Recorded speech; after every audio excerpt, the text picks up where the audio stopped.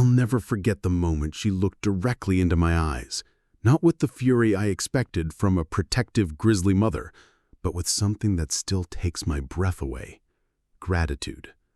Her massive paw, easily capable of ending my life with a single swipe, gently nudged her rescued cub toward me one final time before she turned and melted back into the Alaskan wilderness. In 30 years of wildlife work, I thought I'd seen everything. I was wrong. But let me start from the beginning, because this story, this impossible, beautiful story, began 12 hours earlier on a rain-soaked highway that would change everything I thought I knew about the relationship between humans and wild bears. The satellite phone crackled to life at 4:47 a.m., jolting me from sleep in my research cabin near Denali National Park. The voice on the other end belonged to Jake Morrison, a local bush pilot whose weathered hands had pulled more creatures from impossible situations than any man should have to. "Doc, you need to get down to mile marker 23 on the park's highway. Got a situation with a grizzly cub." His voice carried that particular weight I'd learned to recognize, the tone that meant something was desperately wrong. I dressed quickly in the pre-dawn darkness, my veterinary kit already packed and ready. The air September bit through my jacket as I loaded my gear into the truck.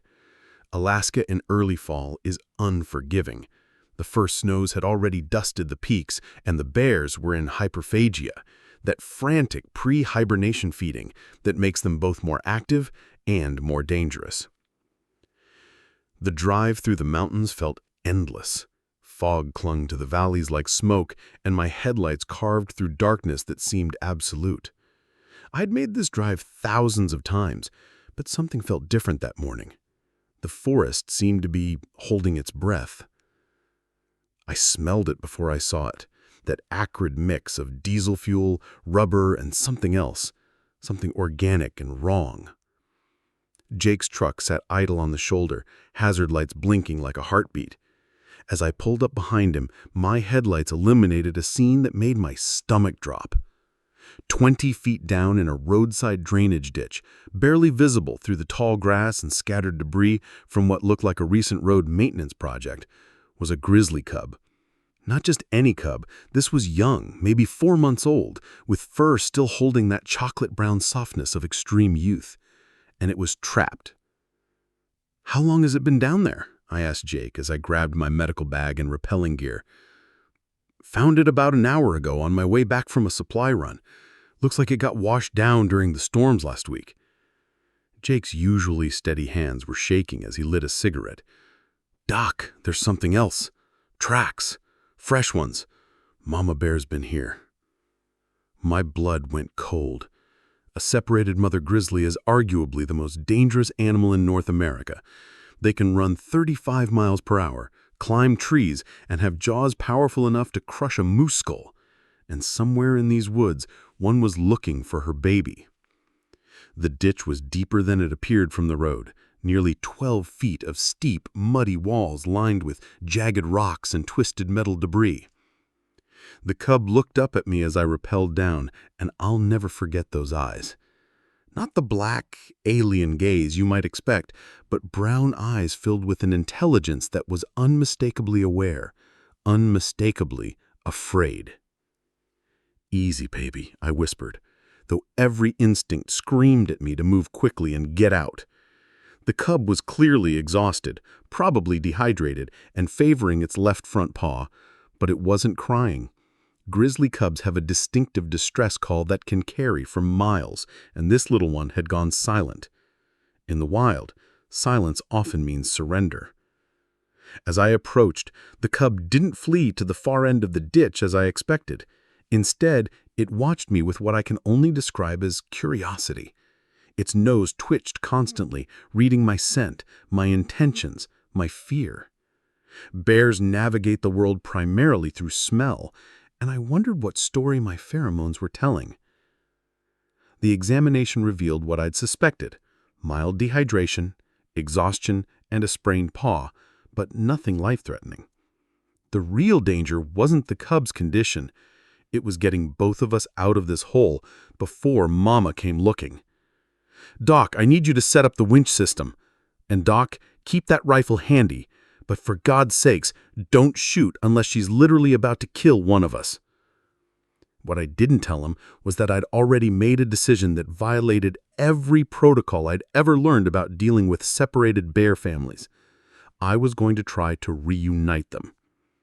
Conventional wildlife management wisdom says you never ever interfere with bear family dynamics. You remove the human element, in this case the cub, and let nature take its course. But looking at this baby, seeing the intelligence in those eyes, I couldn't bring myself to condemn it to a slow death in captivity when its mother was almost certainly nearby, searching. The cub allowed me to fashion a makeshift harness from my climbing rope. Its trust was both heartbreaking and terrifying. This level of calm around humans usually meant an animal was near death. But its breathing was strong, its eyes alert. It was choosing to trust me. As Jake operated the winch, I guided the cub up the muddy slope. Halfway up, it looked back at me with an expression I'll never be able to adequately describe. If I didn't know better, I'd swear it was checking to make sure I was following. Back on the highway, with the cub safely in a transport crate in my truck, the real test began.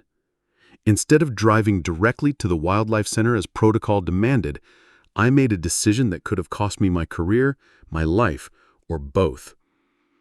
I parked 50 yards down the highway and waited. "Doc, what are you doing?"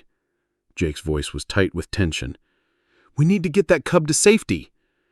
"We are getting it to safety," I replied, though my hands were shaking as I set up the video camera I always carried for research documentation.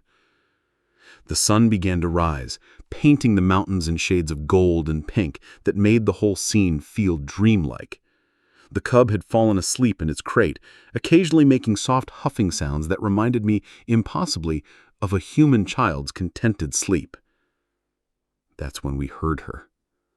The sound started as a low rumble, barely distinguishable from distant thunder, but it grew, rising and falling in a rhythm that spoke of something primal, something desperate. Grizzly bears have an extensive vocabulary. They grunt, huff, click their teeth, and blow air in complex communications that we're only beginning to understand. This sound was something else entirely, the cry of a mother who had lost her child. She emerged from the tree line like a force of nature made flesh. Even at a distance of 100 yards, her sheer size was overwhelming. Adult female grizzlies average around 300 pounds, but this one looked easily twice that. A massive, chocolate-brown mountain of muscle and fury moving with a grace that defied physics. She followed the scent trail to the ditch, sniffing the air, the ground, the very place where her cub had been trapped. Then she looked up at the road, and her gaze found my truck.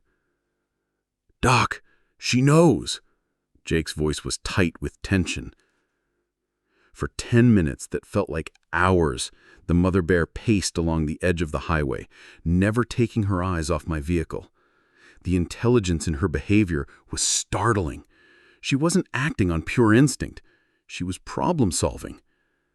Inside the crate, the cub had awakened and was making soft vocalizations. Not distress calls, but something else. A sound I'd never heard before. Almost conversational. And from somewhere deep in the mother's massive chest, an answering rumble. They were talking to each other.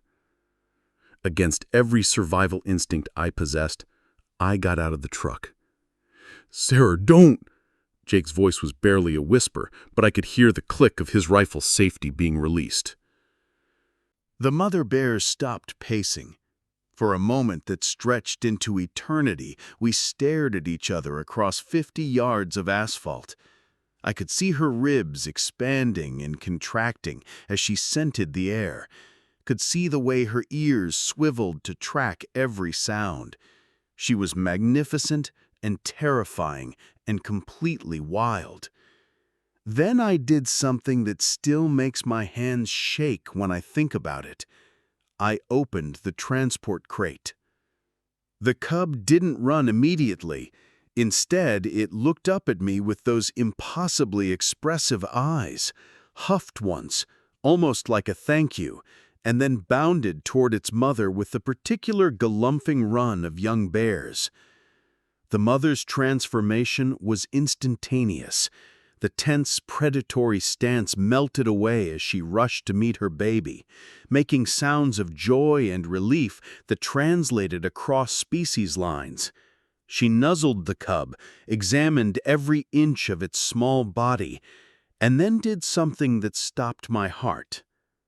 She looked directly at me. Not with the territorial aggression I expected, not with the protective fury that had made her legendary in this region. She looked at me with what I can only describe as recognition. For perhaps 30 seconds, we held each other's gaze, predator and human, mother and stranger, two beings who had shared an impossible moment of understanding. Then came the gesture that changed everything I thought I knew about wild animals. The mother bear gently nudged her cub back toward me. Not aggressively, not as a threat, but with the same gentleness she might use to encourage it to try a new food or explore a fallen log. The cub, confused but trusting, took a few steps in my direction. It was then that I realized what was happening. She was introducing me to her baby. She was showing her cub that I was not a threat, that I was someone who had helped when help was needed. In the world of grizzly behavior, this was unprecedented. Bears are fiercely protective of their young, teaching them from birth that humans are dangerous, unpredictable, to be avoided at all costs. But this mother was deliberately creating a different association. The cub approached to within 10 feet of where I stood, close enough that I could see the way its fur caught the morning light, close enough to hear its breathing. It studied me with those intelligent brown eyes, committing my scent, my appearance, my presence to memory. Then, as if satisfied with this introduction, it returned to its mother's side. What happened next will remain etched in my memory until the day I die. The mother bear stood on her hind legs, all 9 feet of her, and looked directly into my eyes one final time. There was no aggression in the gesture, no threat. It was acknowledgement. It was, impossibly, gratitude. Then she dropped to all fours, gathered her cub close, and melted back into the forest as silently as she had appeared. The entire encounter had lasted less than 20 minutes, but it felt like I'd lived a lifetime in those moments. Jake and I stood in the growing daylight, neither of us speaking for a long time. Finally, he cleared his throat and said, "Doc, in 40 years of living in Alaska, I've never seen anything like that." Neither had I. Neither has anyone, as far as I know. As I write this, 3 years later, I still struggled to explain what happened that morning. The scientific community has been skeptical, despite the video evidence, despite Jake's corroboration. Bears don't behave that way, they say. Wild animals don't express gratitude to humans.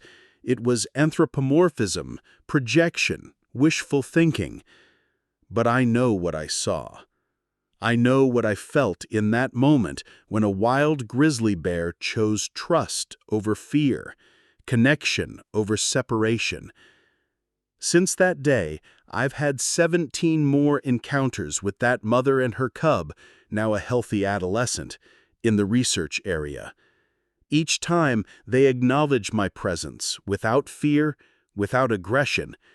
The young bear has even brought its own mate to meet me, continuing a tradition of peaceful coexistence that shouldn't exist according to everything we think we know about human-wildlife relationships. I've come to believe that moment on the highway wasn't just about a rescued cub or a grateful mother.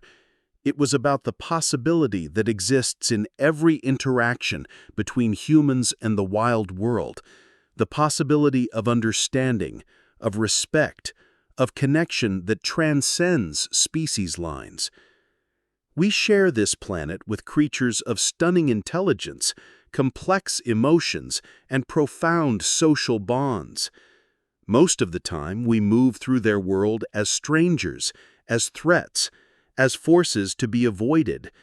But sometimes, in moments of crisis or need, the barriers fall away, and we glimpse the truth that indigenous peoples have always known.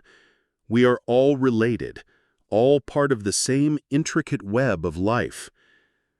That morning, a grizzly bear taught me that trust is not a human monopoly, that gratitude transcends species, and that in the vast wilderness of Alaska, the most profound truths often come on four paws and carry the wisdom of the wild in their ancient, knowing eyes.